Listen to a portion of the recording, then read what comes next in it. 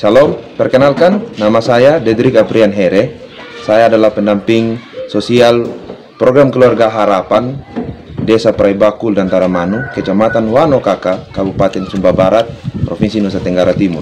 Pada video kali ini saya akan menjelaskan permasalahan stunting pada modul 2 dan dampak stunting pada langkah keempat. Selamat menyaksikan.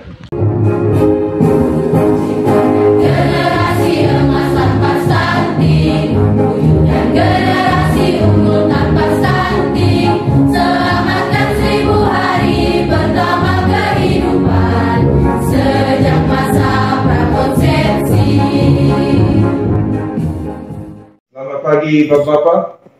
Selamat pagi. Selamat pagi. Apa kabarnya? Baik. Salam sehat untuk kita semua.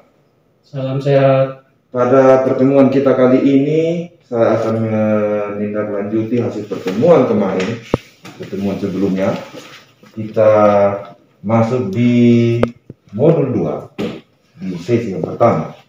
Nah, di sini sebelum kita memulai itu, saya ingin sedikit bertanya kepada salah satu bapak-bapak orang. Mungkin ada yang masih ingat apa sih itu stunting?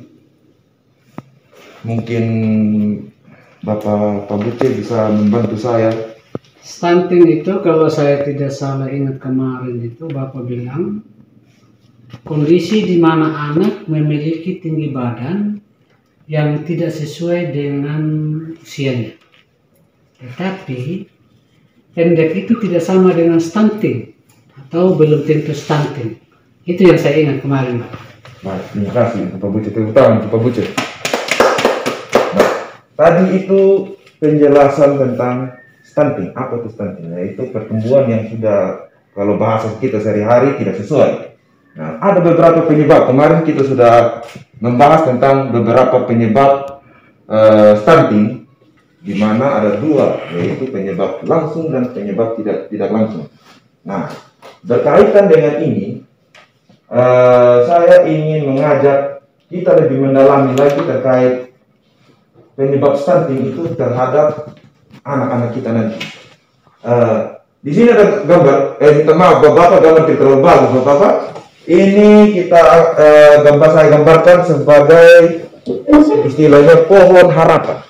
Ini pohon harapan di mana kemarin Bapak itu punya harapan, cita-cita anak-anak itu jadi apa? Ada yang mau jadi tentara, dokter, polisi, dan petani yang sukses.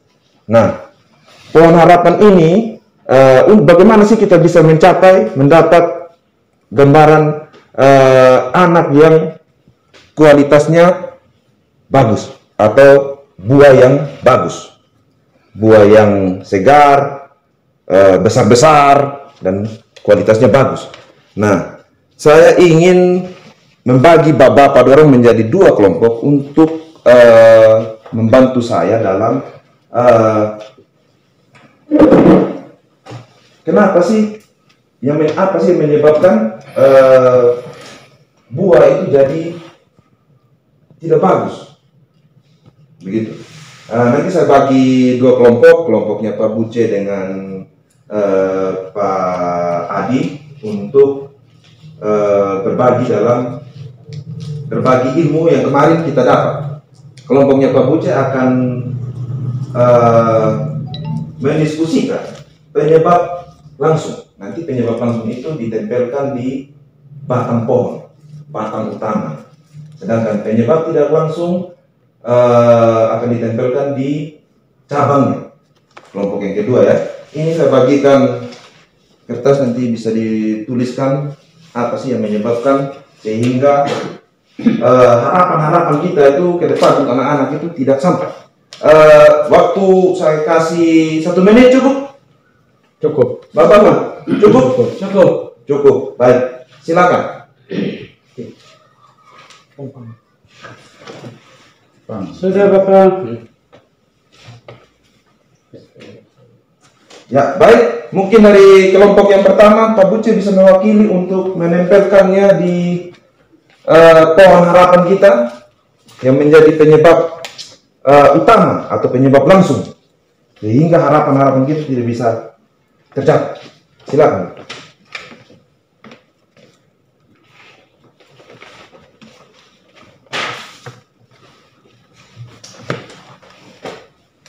Ya. Kelompok yang kedua, Bapak Adi bisa menempelkannya di sini, Bapak. Di cabangnya. Ya.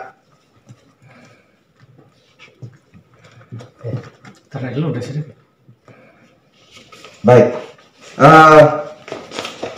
Dari gambaran ini saya bisa menjelaskan sedikit. Ternyata ada penyebab-penyebab yang membuat harapan kita itu tidak, harapannya bapak-bapak mereka untuk anak-anak ini tidak tercapai, tidak sampai dari bawah, harapannya dari bawah tidak sampai ke atas.